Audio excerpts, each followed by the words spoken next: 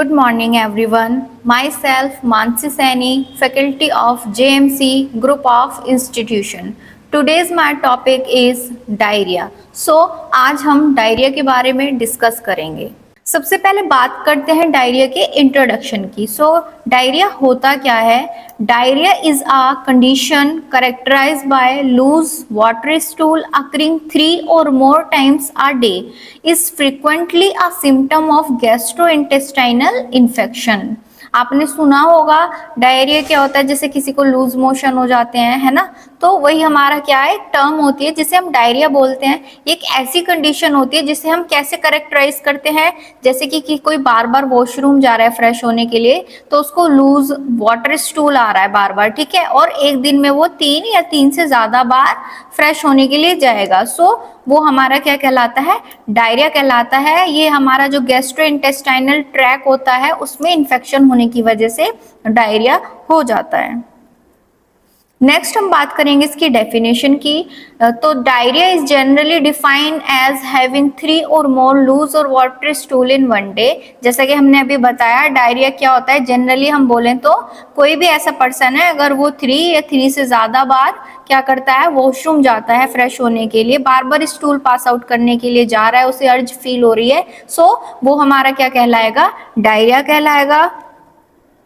Next हम बात करेंगे इसके कॉजेस की, यानी कि डायरिया होता किस किस कारण की वजह से। तो वैसे इसके बहुत सारे कारण होते हैं, लाइक हमारा खाने का पैटर्न कह सकते हैं, हमारा डाइटरी पैटर्न अच्छा ना हो, कंटामिनेटेड फूड खाते हो, बहुत सारे ऐसे रीजंस है जिसकी वजह से पर्सन्स को डायरिया डेवलप हो सकता है। तो जैसे कि हम इसमें देखते हैं, सबसे पहले दिया हुआ है इन्होंने इन्फेक्शन, यानी कि अगर हमारे शरीर में इन्फेक्शन हो जाता है तो उसकी वजह से भी किसी भी पर्सन को डायरिया हो सकता है। इन्फेक्शन में जैसे कि वायरल इन्फेक्शन भी हो सकता है, बैक्टीरियल इन्फेक्शन भी हो सकता है, पैरासाइटिक इन्फेक्शन भी हो सकता है।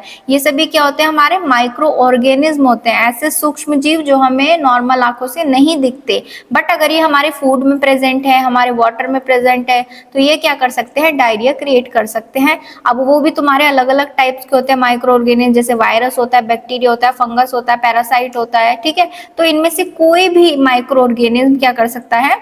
डायरिया को डेवलप कर सकता है। नेक्स्ट हम देखेंगे क्या होता है फूड पॉइजनिंग। फूड पॉइजनिंग क्या होता है? जो हम फूड खा रहे हैं, जैसे कि 2-3 दिन का रखा हुआ फूड खाते हैं, उसकी वजह से हमारी बॉडी में क्या हो जाती है? फूड पॉइजनिंग हो जाती है, ठीक है।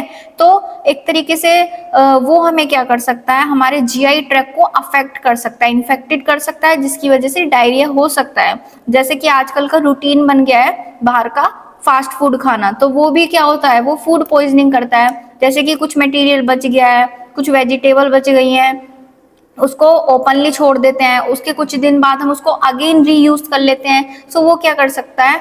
बॉडी में इन्फेक्शन क्रिएट कर सकता है, तो उसे बोलते हैं फूड पॉइजनिंग। नेक्स्ट होता है हमारा मेडिकेशंस।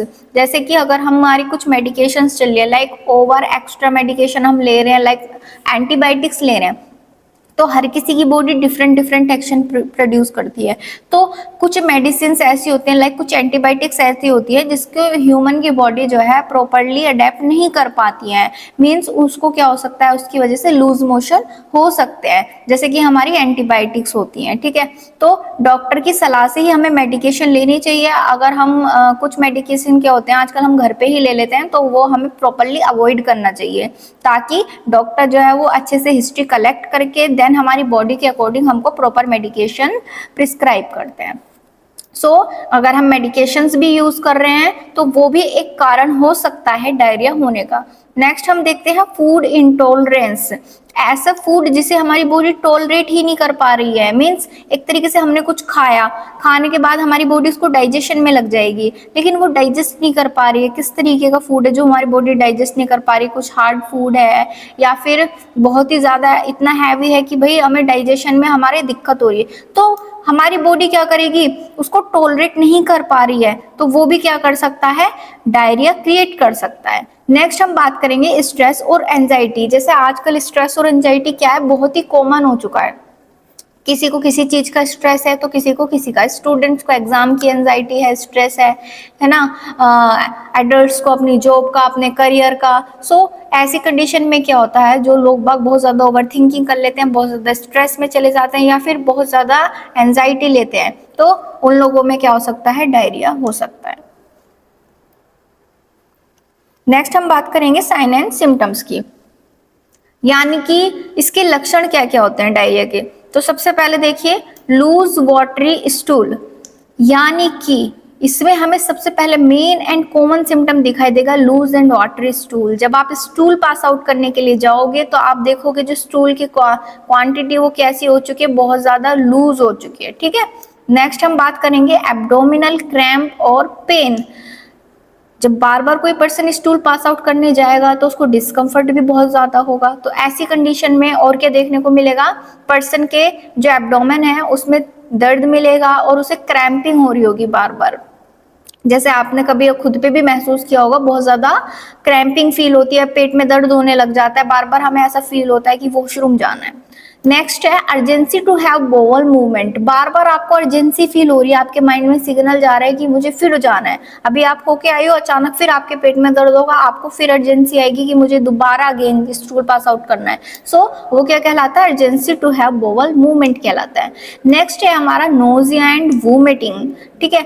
जिस पर्सन को डायरिया है उसको नोजिया एंड वोमिटिंग भी आपको देखने को मिलेगी कॉमनली। बहुत ज्यादा पानी का लॉस हो जाता है जैसे वोमिटिंग वगैरह में भी, ठीक है। या फिर स्टूल पास आउट करने में भी क्या होता है, वो ऑलरेडी लूज वाटर स्टूल है तो काफी ज्यादा डिहाइड्रेशन की कंडीशन पेशेंट को देखने को मिल सकती है।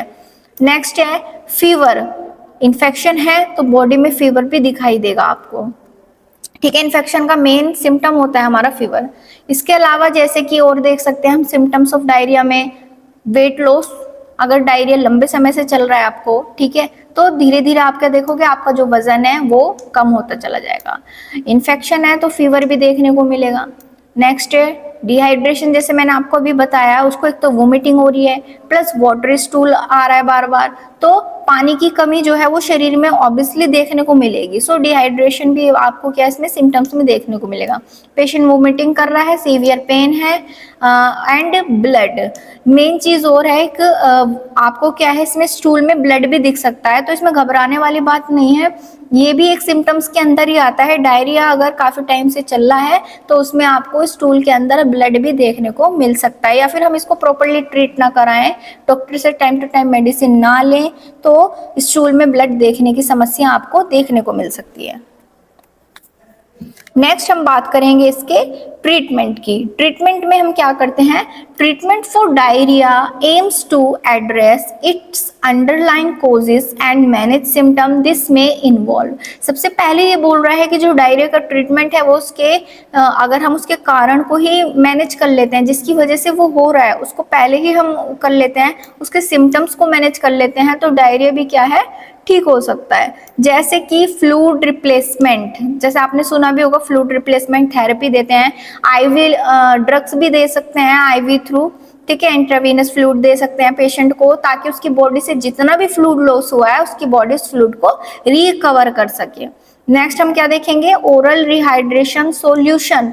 इसमें हम क्या देखेंगे, जो ओरल रिहाइड्रेशन सॉल्यूशन है जिसे हम ORS भी बोलते हैं, जो हमारा बाहर स्टोर वगैरह पे मार्केट में भी मिल जाता है, इसके अंदर भी हमारे क्या होते हैं, मिनरल्स होते हैं, जो हमारा ORS होता है, सोडियम वगैरह होता है इसके अंदर, जिससे क्या होती है हमारी बॉडी को जो हमारे इलेक्ट्रोल्स लूज हो चुके होते हैं वो दोबारा से रिगेन हो जाते हैं। Next, avoid spicy food and dairy products. जितना भी हम स्पाइसी फूड खाते हैं, जैसे कि आजकल का हमारा डेली रूटीन है कि भाई हमको घर का खाना कम पसंद आता है, हमें ज्यादातर बाहर का खाना पसंद आता है, आजकल के बच्चों को बाहर का खाना बहुत पसंद आता है। तो हमें क्या करना है, उसको अवॉइड करना है जितना हो सके। स्पाइसी फूड को, डेयरी प्रोडक्ट्स को हमें क्या करना है, ज्यादा से ज्यादा अवॉइड करना है। नेक्स्ट है medication to address specific cause, example antibiotics for bacterial infection. ठीक है, हम इसमें कुछ मेडिकेशन यूज करते हैं, जैसे कुछ एंटीबायोटिक्स वगैरह लेते हैं, मेट्रोजिल वगैरह हुआ, ठीक है, ताकि जो हमें बैक्टीरियल इन्फेक्शन की वजह से अगर डायरिया हुआ है तो वो क्या हो सके, प्रॉपर्ली ट्रीट हो सके, but according to doctor prescription, क्योंकि हर एंटीबायोटिक्स हमारी बॉडी को सूट नहीं करती है। सो डॉक्टर्स को हम अपनी पूरी हिस्ट्री देके देन हम क्या कर सकते हैं, मेडिकेशन ले सकते हैं। नेक्स्ट बात करेंगे कॉम्प्लिकेशन। डायरिया है तो उसके साथ आपको कुछ कॉम्प्लिकेशन भी देखने को मिलेगी, जैसे कि फर्स्ट वन है urinary incontinence and urinary retention. आपने देखा होगा कभी कभी हमारे साथ भी ऐसा होता है, जैसे हम खांसते हैं या छींकते हैं तो ऐसा लगता है यूरिन पास आउट होने को है, सो वो हमारा क्या कहलाता है, urinary incontinence and urinary retention कहलाता है। इसमें पेशेंट्स की जो मसल्स हैं वो क्या हो जाती हैं, काफी ज्यादा लूज होने के चांसेस होते हैं इसमें। नेक्स्ट है इसमें डिस्कम्फर्ट देखने को मिलेगा पेशेंट को, बार बार ओबियसली वो स्टूल पास आउट करने जाएगा तो पेशेंट क्या है, डिस्कम्फर्ट महसूस करेगा। पेशेंट को एंजाइटी हो सकती है, एंजाइटी एंड स्ट्रेस दोनों ही चीज पेशेंट को हो सकती है। क्यों, क्योंकि एक तो से बार बार नोजिया वोमिटिंग हो रही है, प्लस अगर स्टूल में ब्लड भी आ जाए तो पेशेंट क्या बहुत ज्यादा घबरा जाता है, एंजाइटी लेगा, स्ट्रेस में भी जा सकता है कि कहीं मुझे बड़ी दिक्कत तो नहीं हो गई है। सो हमारे पेशेंट को ये बात पता होनी चाहिए कि it's a normal symptom of diarrhoea. Next, nurses role in meeting elimination needs. एक नर्स का क्या रोल होता है एलिमिनेशन नीड में, तो सबसे पहले असेसमेंट ऑफ एलिमिनेशन पैटर्न। जो एक पेशेंट है वो उसका एलिमिनेशन पैटर्न को क्या करना है, असिस करना है। लाइक वो कितनी बार स्टूल पास आउट कर रहा है, ठीक है, उसको ब्लड तो नहीं आ रहा है स्टूल से, ये सब हमारा किस में आएगा, असेसमेंट ऑफ एलिमिनेशन पैटर्न में आएगा। नेक्स्ट है मॉनिटरिंग एंड रिकॉर्डिंग।